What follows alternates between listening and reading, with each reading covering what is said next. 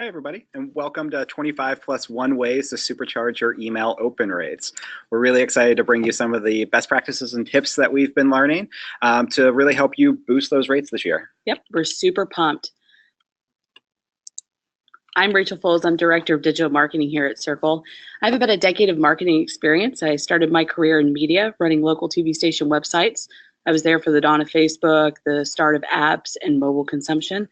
I moved on to nonprofits, and now I work in software. So every day of my marketing and professional life has involved email marketing. So I'm really excited about what we put together here, and I'm excited to share it with you guys. Yeah, so similar length in career, but I started off working in politics first. So I had about 2.5 years working in the political world, doing a lot of email marketing to drive engagement with constituents and the population as a whole.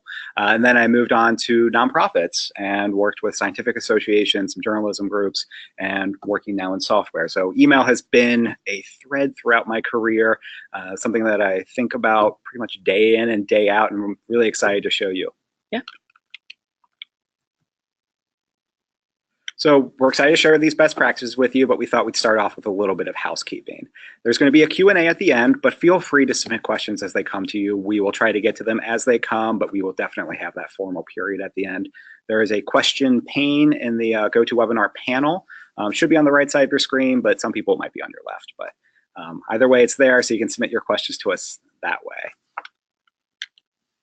So before we get started with the tips and best practices, we thought it'd be good to get a better understanding of the email marketing landscape and look over some stats and definitions.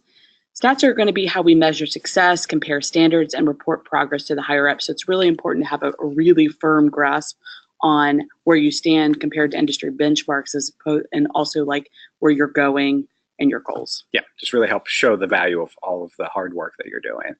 I apologize. We're going to start off a little scary. 200 billion emails are sent every day.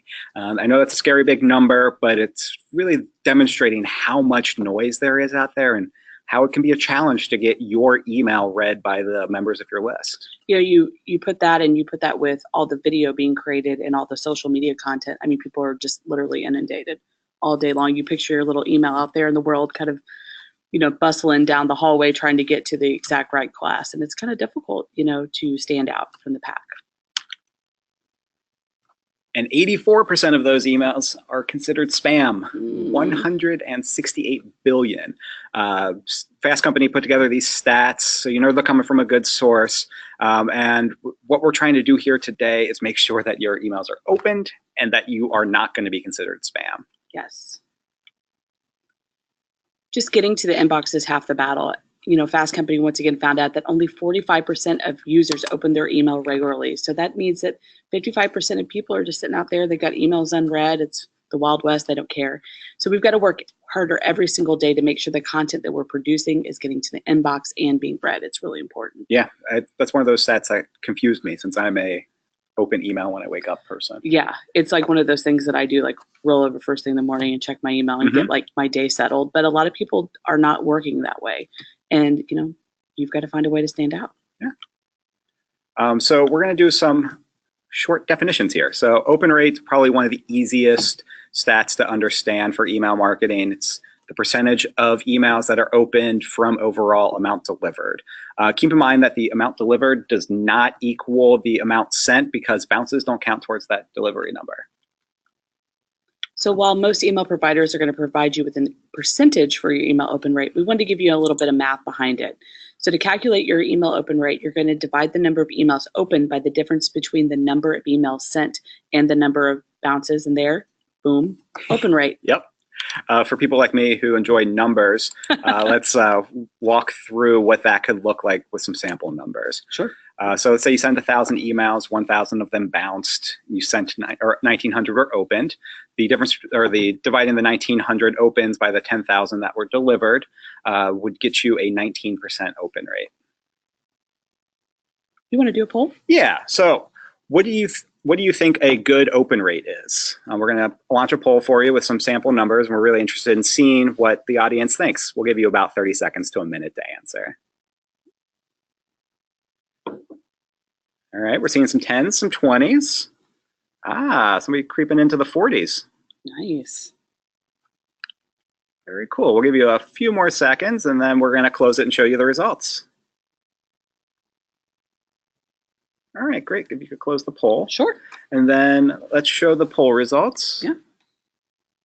Share. So as you see here, about a third thought that 10% was a good open rate. 20% or 42% of our audience thought 20%. And then 25% went with 40% open rate. Very interesting. Yeah, I like how those numbers are spread. It probably really depends, like we'll talk about on your industry. Yeah, it's like many other things. It depends. So we have some benchmarks up here. We've seen numbers for industry averages everywhere from 19 to 22%. So the 42% people who said 20% were pretty much right in the middle of that. So well done, everybody. But it's really kind of goes by industry. Yeah, I mean, you can look up any number of these matrices out there to kind of compare where you are to where your industry is, and that can kind of help when you're looking to improve or maximize your email marketing efforts to kind of get that initial benchmark to say, hey, this is what everyone else is. What can I do to be better? Yeah, I than think the average. We got this table from Smart Insights, but I would really suggest just starting off with looking up your industry average. And then in addition to your industry average, really look at yours. So your benchmark is really what matters. It's going to be what you use as the baseline for testing. Good place to start for that is looking at your last 20 or so campaigns to see what the average is for that and then see how you can grow. Yep. It looks like we may have already received a question. Great. Yes, the table is pretty small on the slides. We will send you a link to that after the webinar. Thank you very much for that note. All right. But yes, so start with your last 20 or so and then move from there. So let's get to the reason that you're all here today. We're going to discuss some tips and strategies that will help you raise your open rates and get real results. We've broken down our tips into 6 different sections, and we'll be kicking off from the beginning. How to build a list that delivers an audience of people who are interested in your content. We think it's extremely important that you don't just fill up a list with as many names as possible. You're going to want to make sure that you're capturing contact information for people who are actually interested in your organization, your message, your product. So getting quality leads helps with quality open rate immensely. Sometimes it's difficult to reframe how you think about success. Sometimes in marketing, we're always just reporting numbers. We're saying our list is this big, and sometimes you need to reframe that for the people you report to say, our list is full of this many quality folks. Yeah. So in your organization, an interested list, a really engaged list of 10,000 is much more valuable than a list of 30,000 people who are just random people who don't care about what you're doing. Yeah, definitely. And I think that kind of starts with how you're capturing the leads. I've, like I said, worked in conference space for a while and think that it's great, or it's not a good idea to hound people on the show floor. Don't just hand them a pen, scan their badge, and think that you've done your job. Also, I don't like to suggest that people buy leads. So you can get 1,000 names for $100, but are they really going to help out your organization or business? And then the general promo to increase list size. We all want free iPads. I think that's a universal rule at this point. Food, water, free iPads? Yeah, I think so. Okay. So you're going to fill up your list real quick with that promotion, but it goes back to that quality versus quantity thing. So by avoiding those tactics, your open rates will improve and your unsubscribes should drop pretty sharply as a result. Another one that's near and dear to my heart from my days working on the conference floors. Some people have really terrible handwriting, myself included. So this is coming from not a place of non-judgment, but if you see that somebody's writing down on a form their name and you can barely make it out, go that extra step, even if it's a little awkward, and ask them if they could spell it out for you. Jot down some notes, and when you get back to your desk, you'll have some clean leads that you can then work with. And if it's available to you, use technology too to have people enter their emails or to have your staff to enter the emails. You can do that with rented iPads. You can do that with computers at your booth. You can do that with the badge scanners. Sometimes that's a little bit cost prohibitive. But if you're in a situation where you're going to try to collect a lot of email addresses at events and things like that, I think bringing technology in when possible is very helpful because then they're already in a spreadsheet and they're ready to go up. Yep. So make life easier. Yes. So you're going to need to prune your list, and it's really, see our little friend, the bonsai tree, your list should be like the bonsai tree. You've got to prune it carefully so it can continue to grow. Not everyone in your list is going to stay engaged forever. People change, they move jobs, they change what they're interested in, all of those things. So you need to make sure that you're always looking at your list. You need to remove people from your list after 4 soft bounces and immediately after a hard bounce. You can look to try to correct that hard bounce. Maybe you typed it in wrong, maybe the server changed, maybe they got married, you don't know what it is, but you need to take good care of your list. It's going to feel a little bit harsh when you go through and delete 100 people, Yes, because you know what it took to get those 100 valuable people. But it's the right thing to do. It's going to affect your statistics. It's going to affect your deliverability, and it just is about list health. Yeah. So gotta prune your trees. For that 4 soft bounces, I also like to suggest that you just take a look at them. So maybe instead of at gmail.com, it's at, I don't know, gmail.com or gamble. Yeah.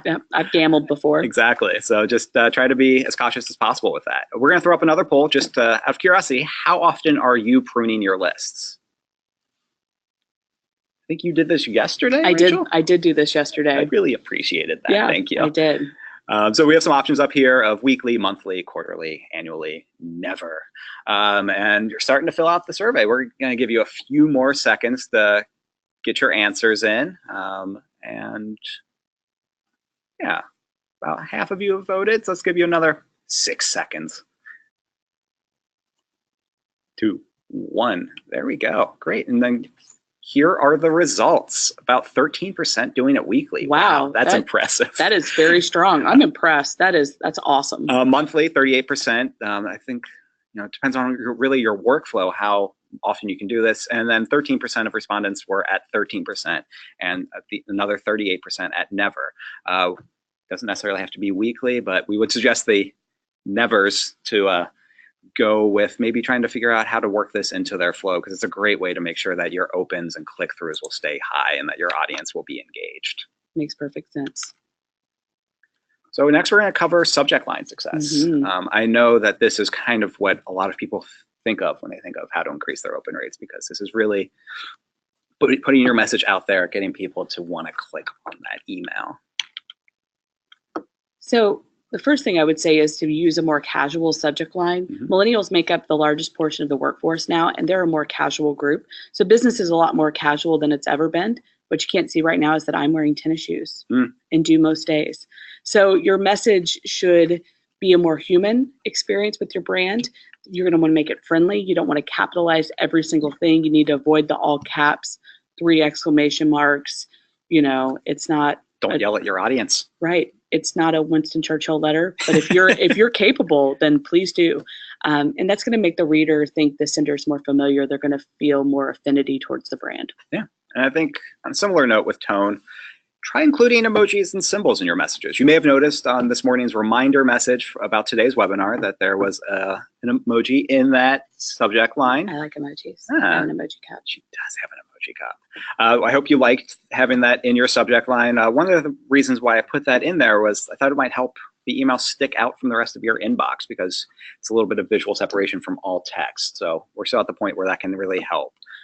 I think the color too. I think color tells a great story, and color resolution on phones, like you see it, your eyes instantly go to it. The shape of emojis is a round shape, which is very visually pleasing to most people. So, and there's also a fun connotation with the emojis. So it's a more casual way when you can. Yeah, and Experian did some research on this and found that using emojis in subject lines led to a 45% increase in their unique open rates. So the numbers are also behind it. Even if it feels like a kind of fun thing to do, it's also making some sense. Right, and it's not right for every brand. I think that, as the marketing person or as a communicator, you have to determine, and even it would be interesting to see that in your branding guidelines, like what are the appropriate emojis for our brand? Yeah.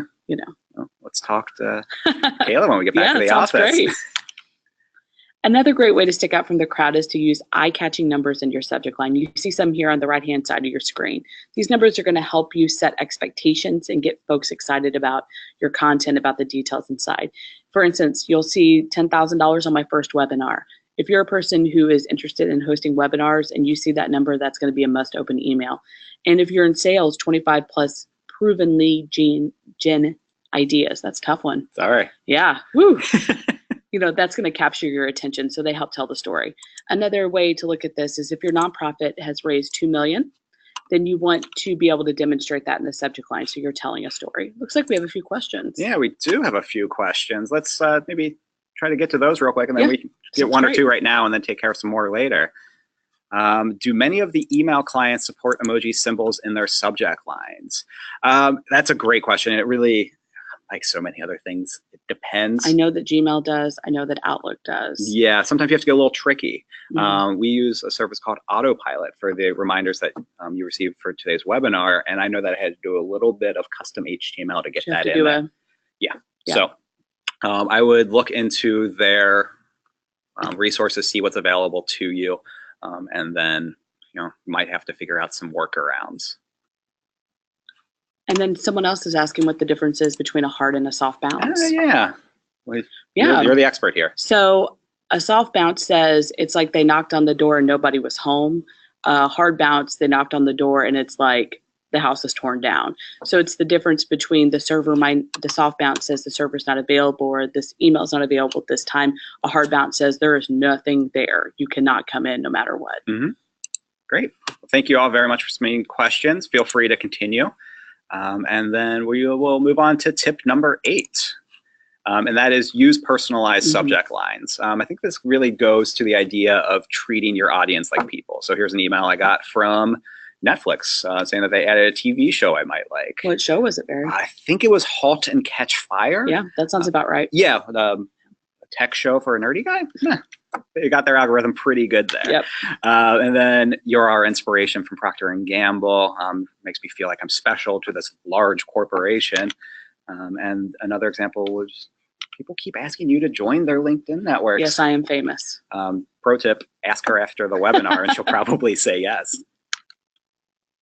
And then another one is to treat your subject line like it's a call to action, which really is. You're trying to give them a reason to open up your email. It is literally a call to action. Yeah. The action being to open the email. Exactly. So don't forget that when you're writing them. Yeah, so here's a few examples that we found in our inboxes. Less than 1 week to earn 4 times the fuel points. It gives me a sense of urgency. It makes me want to make sure that I'm buying some gift cards from Kroger to get some more fuel points so I can save on gas. 4 hours only is a great term. It's creating that sense of deadline or but you have to live by it. You can't go throw that out and then send me an email tomorrow and be like extended. Yes. I don't like that. Then I don't respect it. It's like the boy who cried deal. You've got to, you've got to live by it. Yeah.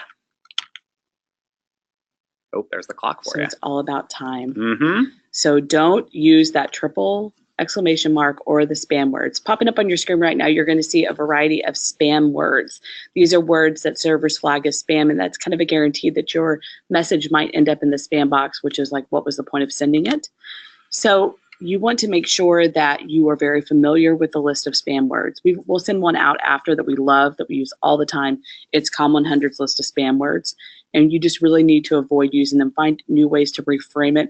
Or if you're using spam words, why are you using spam words? It might be a bigger look at the value you're providing your audience when you communicate with them this way. Yeah, and I think there are some that can feel like you're doing the right thing. Like, dear friend feels like you're getting halfway to personalizing.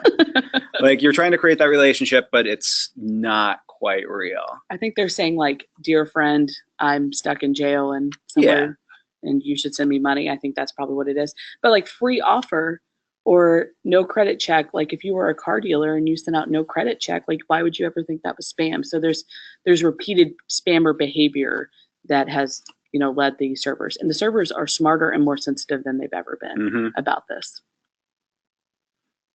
Speaking their language is also key. This goes back to making it feel like you're actually speaking to people.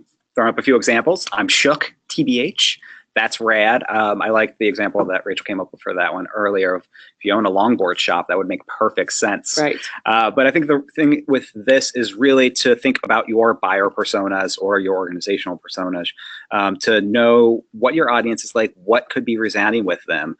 And then if you're working with like a really big, diverse audience, let's say you're speaking to everybody from a tween to a recent retiree, you might want to consider sending different campaigns to the different odd segments that you have, just to really try to get that personalized message across. And I think that's really key, exactly what you said, Barry, to look at your list, to find smart ways to segment it so that you can send the most effective message for each member. Yeah.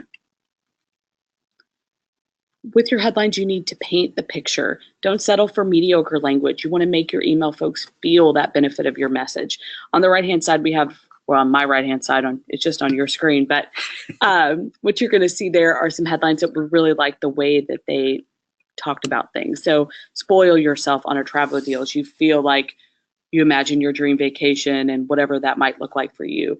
And something I'm a big fan of, and I know Barry is too, dazzled by diamonds. I mean, such a strong, it's alliteration. You feel the sparkle from just that sentence. Yeah, so I think it's really try to start piquing their interest early, get that imagination working, get them excited to read the email. You're asking them for the next minute or two of their lives, which doesn't sound like much, but it really is when you're going through your inbox with your 100 unread emails. Yeah, and your headlines, when you're looking at them, make sure they have lots of verbs. They create a sense of urgency, like Barry talked about earlier with the window of deal. You want to have excitement and energy. Also provide an exclusive, so value proposition so people know what they're going to get. So save 40% on some sweet flowers. You could also do the HelloFresh one, that $35 off dinner next week. This one is one that I received from the ASPCA, letting me know that if I donated in the next little bit of time, that they would double my gift. So it's a great way of knowing that if I do something right now, it's an exclusive that I can really help make an impact with an organization that I love. So it's an urgency-based benefit, and it's painted very clearly in the headline. So I'm a brevity person.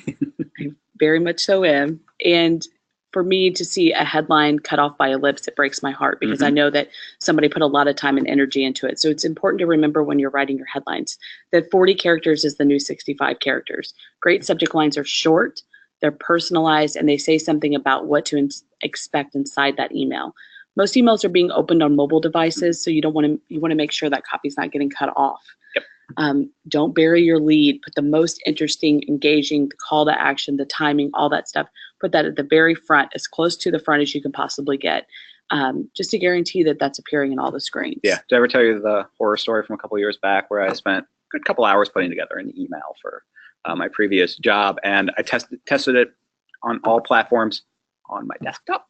And the email sent as I was on the bus ride back home from work, and I pulled it up on my phone, and the awesome pun I had at the end did not come through. The pun became an ellipse. Yep. So be careful. Test. Make sure that everything's looking great across all platforms. So we got our lists in place. We have some really great ideas for what to do with our subject lines. Now we need to pay some attention to the email preview. We've been talking about email headlines for 25 years, but there's a whole nother line of text that savvy email marketers need to consider, and that's your preview text. You're seeing it right now. That's the little subtext behind the headline. So there in Francesca's swooning over these new arrivals. What you don't want to happen is for it to be eaten up by the old, can't view this email. That's the worst. So when an inbox is viewed on a smartphone and some email clients on the computer, they surface this first few line of text. So you want to make sure you do not waste this opportunity. Yeah, we have a little poll for you, again, just to see what you out there are doing. So do you preset your preview text? It's harder to say than I See, you like alliteration to read, but to read it out loud, to speak it is more difficult. All right, looking like a pretty even split. Oh, the yeses are running ahead with it. We'll give you about another 10, 15 seconds to put your answer in if you would like to contribute to the poll. But it's looking like, all the answers are in now. Well done. So, bravo. Yeah, about 2/3 of you are presetting that preview text, which is great. And the ones who aren't, we're going to show you some tips for what to do and some of the best practices with it. This is going to sound super simple, but my first tip is just do it. Not to sound like a Nike commercial, but just make sure you're putting it out there. Here's a good example. As you can tell, I've probably bought my wife a lot of flowers because I get a lot of emails about it. But they said preview text actually has some substance to it, which I love. So fresh new bouquet is a nice, way of me picturing what I'm going to get. But then the next day delivery available is good for somebody like me who might forget. So it sounds occasions. like they might have you segmented by men who order flowers a little too late. Yeah, the person who will pay for next day delivery is the list I'm on. Next day suckers. Here is a bad example from Holiday Inn. Doesn't really tell me anything that if I'm having trouble displaying this email that there are viewing options. So just put that little extra effort in. You can really help reiterate your message and get people to open up your email. To make your preview text unique, it's going to take a little thought. You don't want to repeat the subject line or the opener of the email. You want to make it, I would consider it like peanut butter and jelly, like peanut butter on one piece, jelly on the other side, and bring them together and it flows. So the preview text is an opportunity to present an additional reason for the reader to open the email, or maybe to back up the value that you're offering in the headline, but you don't want it to be the same thing. Yeah. No, I think the examples we have up here, the middle one is from my failed fantasy football season. So the how to make the playoffs from ESPN Fantasy Football is something I should have clicked on to possibly have a decent season, but alas. No dice. And this is similar to the subject line, but use a CTA in the preview text. So Kindle First is now Amazon First Reads. Choose from 6 books. They're giving me that call to action of choosing from the books. Rain or shine, we got you covered. Claim your 30% coupon. Oh, one step too far. But I think this is really just going to show that this is another opportunity to provide a reason for people to open up your email. So Rain or Shine, is that an umbrella company? Actually, I think it might have been a jacket, but yeah. Or insurance. Yeah, that one wasn't insurance. I'm all set on insurance. Yeah, good. I need a jacket though. So it's easy to forget that one of the first things a person sees in their inbox is the sender's name. You don't want to let them forget who these emails are coming from, and you want to use that leverage and all that put together. It's a great opportunity to build trust and positively affect your email open rates. So personalize your from field is really one of the first steps to do this. So I could have received an email from just Duke Energy, but I know that this is my bill and I need to pay the electric bill. Right, because you might ignore just an email from Duke Energy, but if it's, something you're waiting on. And the final example, I think, was one of those emails I just jumped on. I may not, as a person who's not a father, necessarily open a Girl Scout email, but as a person who likes to plan the next season of snacking, I'm going to open that Girl Scout cookies email. Because it should be like your delivery confirmation for your Girl Scout cookies. Yes, from your Girl Scout. So it's all coming together. So remember that you're a person, not a company. You have kind of two different ways to send your emails. We have some examples here. So Isabel here includes her organization while Morris does not. So you could send your email from WETA, or you could send it from Isabel Shea from WETA. So maybe they have a personal connection with Isabel, or maybe she's a name known in the community, or maybe you just want to call their attention to the fact that Isabel's a real person who works there. I think they all are good reasons, especially in the nonprofit sector. I can see the benefit of sending them that way. Political sector as well. And if you have, a really great CEO and it's a letter from them, there's a lot of different reasons to use this. Yeah, I know when I was in the nonprofit sector, we would really want to establish the directors as thought leaders in the industry. And it's a really great way of reiterating their name to your audience so that they can begin to expect great content from your director. And then much like its good friend, the subject line or the preview, use shorter from names to optimize for mobile. So we suggest less than 20 characters. Here's a good example, Barry at Cerkl. And a bad that I got recently is from the Cincinnati Zoo and Botanical Gardens. But it looks like it's coming from the Cincinnati Zoo and somebody named Bo. So I think sacrifice brand a little bit. Yeah. I think that even in on the desktop, I think Cincinnati Zoo and Botanical Gardens is going to be too long. Yeah. So I think it's always good as you're building a brand, as you're building a digital brand, to think about all the different representations of your name and to think of a 20-character version, that's something that you would use on Twitter and something you would use on Facebook, and you can apply that convention across the board. Yeah, that's a great point. We are all thinking more about truncated forms of names, particularly with social media. So use the conventions you've already built. Actually, just got a question. Sure. And that question is asking, do character accounts include spaces? I believe they do. They do, yeah. So be careful with that.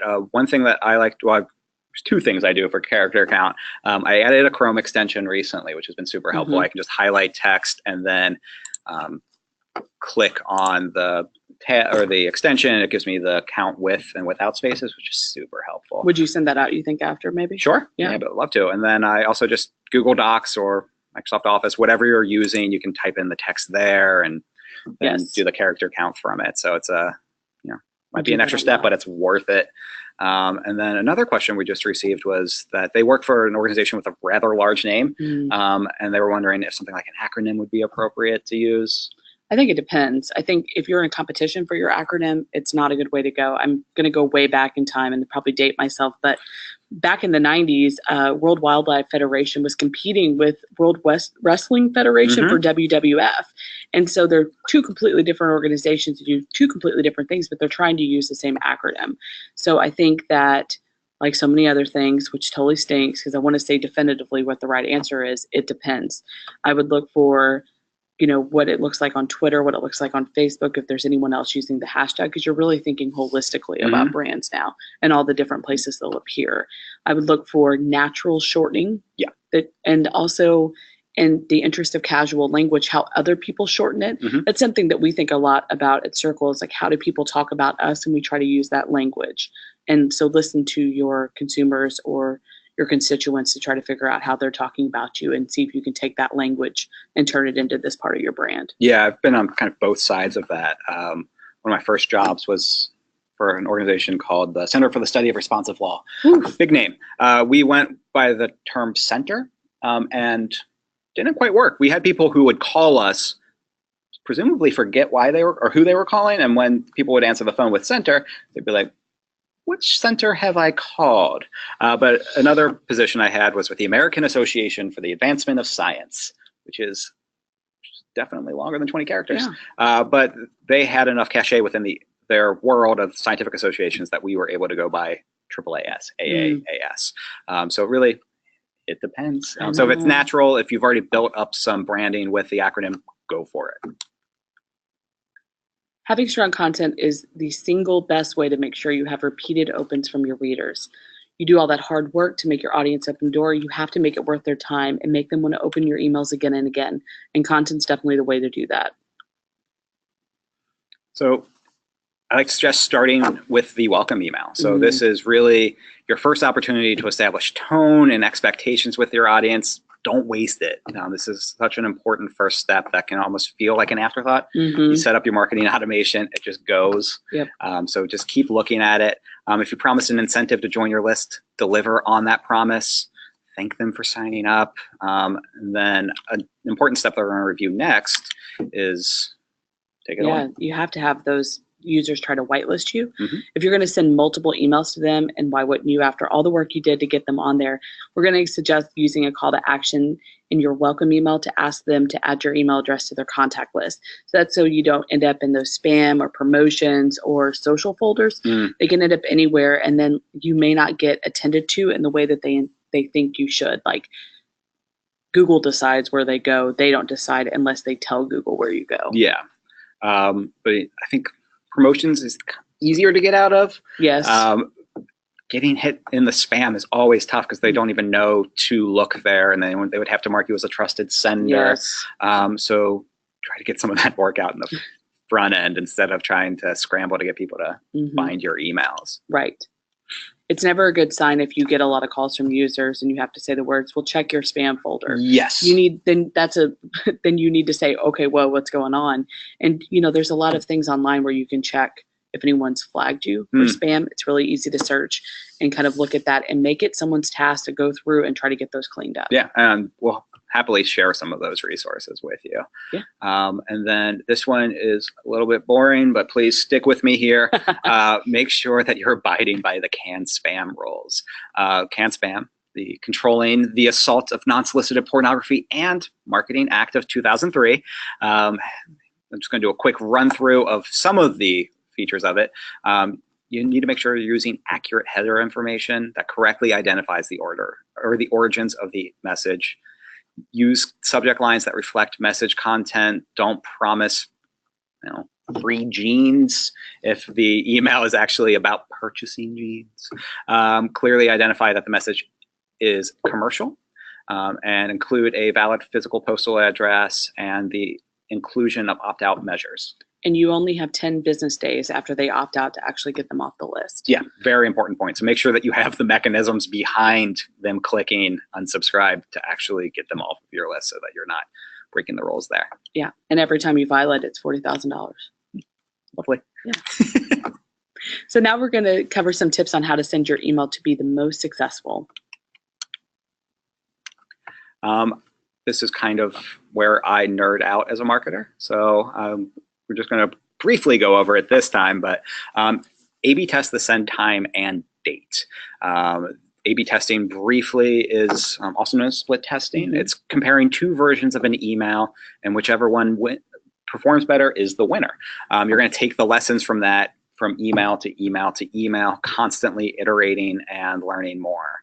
Testing open rate can help you know the best time to send an email. Can also give you good keywords or subject lines, segments.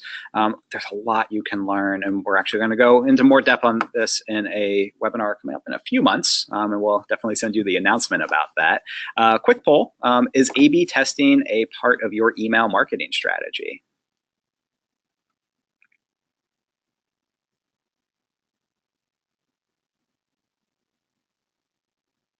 All right, answers are coming in quickly.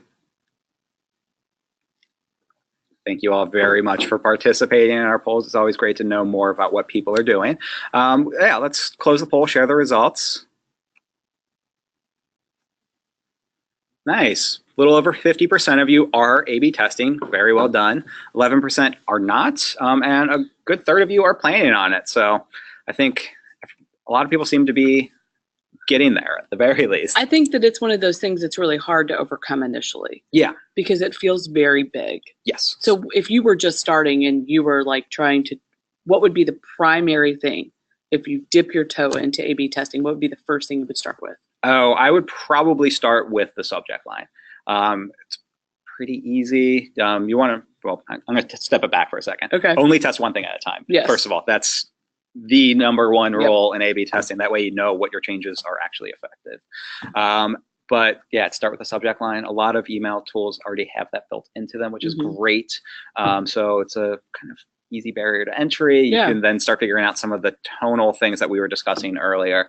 But then I would move on to the date and time ones, just because you'll be able to figure out what's working when your audience is actually opening emails. It's gives you a lot of great data. Awesome. So if your email doesn't get opened, you want to resend the unopens after a week with the new subject line. So this is a way of A/B testing in a way, like you sent one out and only 10% of them opened it. You try a different headline, and that additional list or that kind of subset list, 40% of them open and well, ding, ding, ding, you got a winner. Yeah. So Symbols found that this strategy led to an increased open rate of 47.15. Now, does that mean that it was 50% more on the second round? I think that the overall campaign open rate was 47.15% higher than just the initial send. Yeah. So make sure that you are able in your technology to split apart the ones that have already opened it so they don't get the same message again. To respect the inbox, dude. Yeah. Because it's really easy. They can unsubscribe on you so quick. Yep. Very important. Don't send the same message to the same person twice. As you can tell, email's kind of our thing. Yeah. We think about it a lot here at Cerkl, and this really has shown in the product. So we've baked solutions in that have saved teams up to 40 hours per month, which is pretty awesome when you think that you can go from designing a newsletter to now working on mission critical tasks. Right. So for the last 25 years or so, online communications have been the one-to-many model. You just put out a message to your list and hope that part of it resonated. So you were kind of taking the middle portion of the bell curve of your audience, writing to them, messaging to them. But now that era's come to an end, you don't really have to do that anymore. Users are expecting your contacts with them to be personalized, relevant, beautiful, and timely because we're all spoiled. Yep. Spotify, Amazon, Netflix. They are always suggesting things that are going to resonate with me by my previous behaviors and introducing me to concepts and ideas that are kind of in line with who I am, which is really interesting to see that how spoiled and how quickly spoiled you get by that. Again, that's why I'm binging *Halt and Catch Fire* now, midway through season 2, 8 days later. Yeah, and I get that a lot with Amazon. They're like, you may like, and I'm like, I do like. Yes. Well, thank you. Thank you. I appreciate that. Thank you, Mr. Bezos. So using the power of artificial intelligence, what Cerkl does, it learns exactly what your readers are interested in and automatically delivers content that they are interested in to their inbox at a time and format of their choosing. So you're going to think about it like Netflix, but for an email. Yeah. When you're communicating, the best communications do two things. They add value and they save time. Cerkl's artificial intelligence does both of those things. The messages that arrive in your user's inbox are personalized. So this prevents them from sifting through a laundry list of links. You know, you've got the main part of the email and they've got this big old linky side and you're just like shifting through like, I don't even know. It really prevents them from having to do that because the top story is the most interesting thing to them and it just goes down. On the other side, on the staff side, your team is done designing, you know, middling newsletters that don't really do their job. We do all the layout and the selection from you. All we do is take your content and deliver it to the right person at the right time. Yeah, I've spent far too many late nights working on the HTML of email. I'm not going to use any company names here, but building an email, and so it's nice not having to do that anymore. Yes, very nice. As we discussed, there's a lot that can go into properly maintaining your email list. Cerkl does the work for you in the background with the list maintenance. You see some examples of kind of engagement bars on the screen. So once we notice that your readers are not engaging with your content, we step back the frequency that they receive the content. This has a direct impact on your open rates, on the level of engagement that you're getting from your audience. And then if the step downs aren't working, they're still not engaging with it, they're not opening the emails, Cerkl will eventually unsubscribe them automatically from your list. I think it kind of goes to the pruning, like it feels a little harsh, but getting rid of people who aren't engaging with your content just makes sense in the long run because your deliverability. That's one, isn't it? Yeah, that's that a big one stumbled one. out.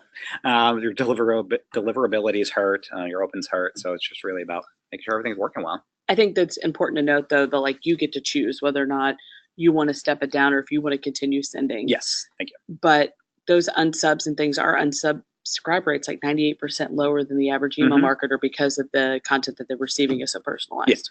So it's not such a big deal for us. We don't want to change the way you work, so we just want to make it a lot easier. An important element to getting repeat readers of your emails is how that email looks. Every member of your list has a preference for how he or she receives their content, how they want it to be laid out, what they think about it. And as part of Cerkl's onboarding process, your readers are able to choose their preferred layout. So we have one that's more traditional, we have one that's just the headlines, we have one that's headlines and pictures.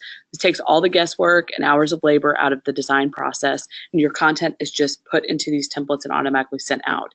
And the user gets what they ask for, the stuff they want. It's just really, really amazing. Yeah, I think it's important to remember that you can be working with extremely diverse audiences. Yes. And so, not to play the age card, but my parents might have a different preference than I do because they're used to reading more traditional news formats. And see, I like the traditional format, but it also depends on the Cerkl. Some Cerkls I like just the headlines and pictures, and some Cerkls I want the traditional layout.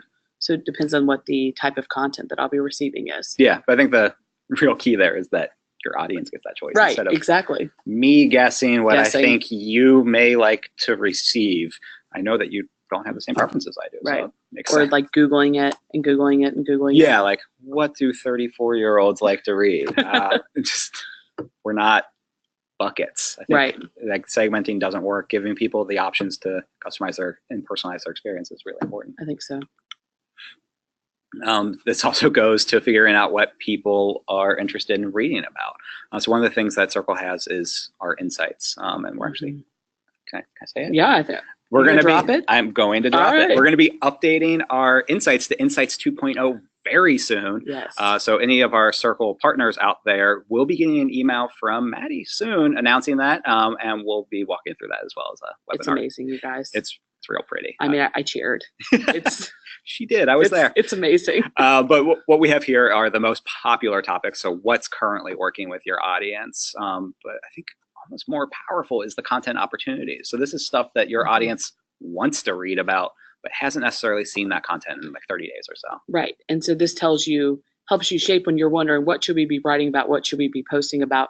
What events do we want to hold? Sometimes you're just guessing in the dark or doing the best with kind of a little bit of information. Cerkl gives you the right kind of information, which I think is key to say, oh, they want to know more about public affairs. Who would have ever thought that? That's awesome. I think we've seen that a lot with our employee engagement partners. Yes, they've been able to create events that build scales with their audience of things that they've actually have a demonstrated interest in, which is, I've been to far too many trainings that weren't like that. So I think it's a really cool advancement in that space. All these features come together and they're going to increase your email marketing effectiveness and save your organization's valuable resources. Cerkl emails experience a click-through rate that's 6 times the national average. So here's what you're seeing here. You're seeing the average click-through rate, which is 2.9%, and ours, which is 19%. Yeah. And that's across a lot of circles. So I know we have been diving into open, but next webinar will actually be about click-through rates. And so this is a good example of one of the impacts that Cerkl can have on your email marketing. Cerkl partners enjoy opens that are twice the national average, and yes, that's twice. So our open rate's about 41%.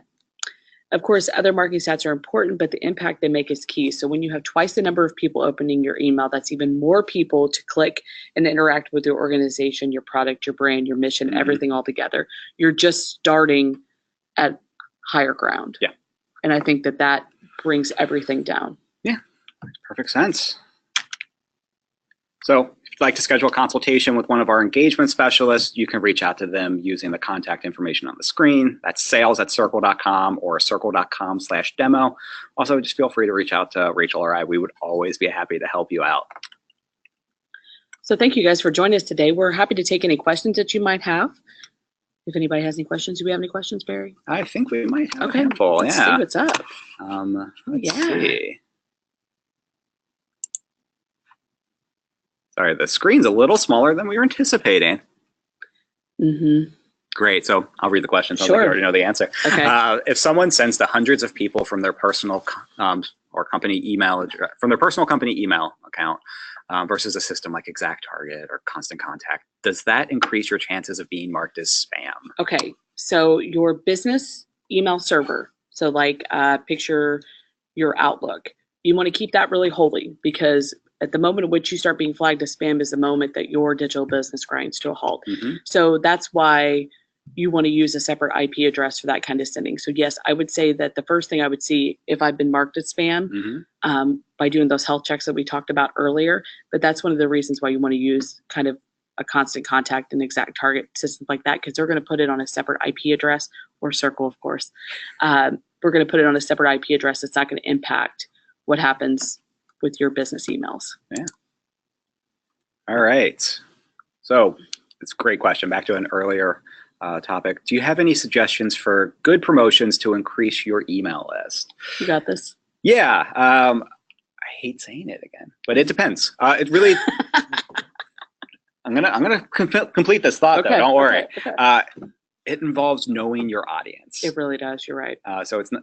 The iPad might work for some people, I guess. Yeah. But I know in the past I've done some campaigns. I used to work for a scientific association, so you sign up now, you get a free fun scientific t-shirt. So at least it knows our audience that they're going to really like this Isaac Newton pun t-shirt.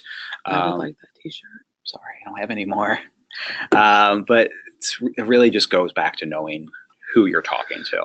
I think knowing your organizational goals with this as well. Yeah. So if the goal is to attract young scientists that might eventually become fellows, like in your case, then yes, the Isaac Newton pun t-shirt would be of interest. But if the goal is to attract mid-career academics, then that's a completely different thing. So you have to think about, kind of back to that buyer persona idea, getting in the mind of the prospective person that you would like, your ideal match for your email list. What's going to speak to them? It's not just about the offer necessarily, but it's about the value.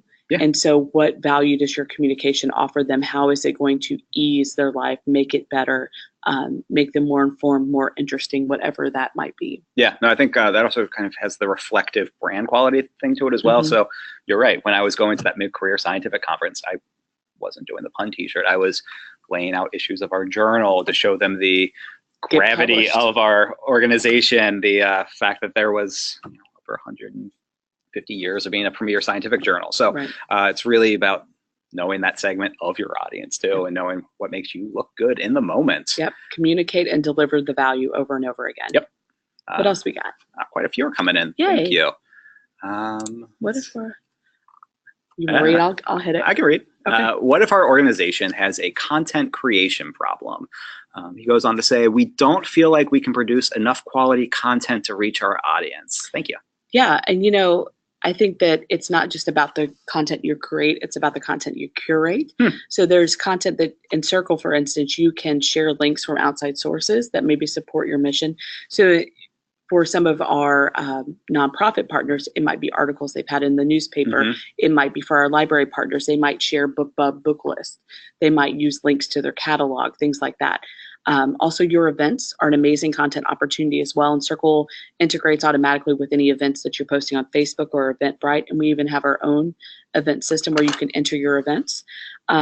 So you put all that together and then you have a content strategy. And you'll really be surprised. One of the archaeology things about doing your consultation with the engagement specialist is that we discover all this content that you have around you that you don't even realize. Yeah, we've seen some really interesting use cases with that. An example would be one of our partners who is a real estate agent. She's been able to kind of create a lifestyle blog through her Cerkl by bringing in all these really cool DIY, health, fitness sources so that she's able to reflect who she is to her audience, and they can continue going to it for value even after a transaction has been completed, because as much as I enjoyed my real estate agent, I haven't talked to her since I bought my house. No. But it keeps people in, which presumably would help with referrals, which is huge in that industry. Yep, referrals and rebuys when you're ready to list it. Let's see. You want to stick with content for a second? Sure. This question came in. What is good content to create or to include in a welcome email? So I think it comes back to that setting expectations. You're going to welcome them. You're going to thank them for joining your email list, your Cerkl, whatever that might be. You're going to want to make sure that that's branded to a T. It's the logo, it's the color, it's got all of it put together. It looks the way that they can expect other messages from you to look. But you also want to let them kind of frame the discussion of what they're going to expect over their relationship with you. We're going to deliver you, for instance, Cerkl's automatic welcome email talks about how they should tell us when they want to receive it and how they want to receive it, so they have an opportunity to get the news the way that they want to get it. Yeah, I think also they can say what content they want, and importantly, what content they don't want. I wish my college would do that. Oh, that'd be amazing. Because all they send me is emails about basketball. Oh, yeah. So I went to a school that hasn't been good at sports since 1912, and I just could not care less about any of the updates for it. And I would like to hear more about theater department, stuff like that. Yeah. Let's see. What else do we have here? So there are some Cerkl specific questions that we'll answer via email after the webinar. Yeah. So if we don't get to any of your questions now, we will certainly follow up with everyone after the fact. And we covered the soft versus hard bounce, correct? We did. Sorry. The text on this box is much smaller than my eyes can handle. What's the character limit for pre-header text? So that still seems to be a bit of a moving target. I've seen everything from 40 to 60. I suggest going shorter, but I've also seen emails still pull in that top header text from your email message. So you might still get that preview the beautiful preview that you built, and then the display settings popping up under that. So the display settings so if you have headline text and then you have the display settings, you can set the alt for that, right? Yeah, true. Yeah. So you can set an alternative for that and make sure that all flows together, and then you'll just get an A+. Yeah. I mean, if you can even design that experience in a way that says something about the headline, I mean, wow, next level. You can host the next webinar. But it really depends on what they're using to open the email. It does. So I'm a Gmail person, and the same email will look different on my Gmail client on my phone than it does on the desktop app. Yep.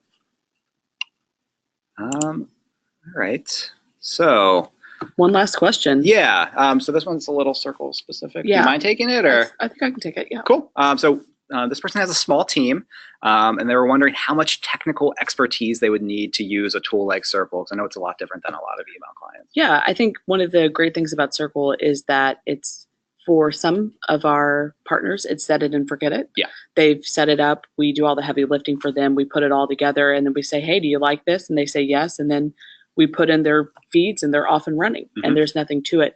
I would say that in its functionality and its feel, it's a lot more like a Twitter or Facebook. It's light and simple, very drag and drop, very intuitive to use. And that's something that we strive for, to make it a tool for organizations of all sizes. It's not just for the heavy techies.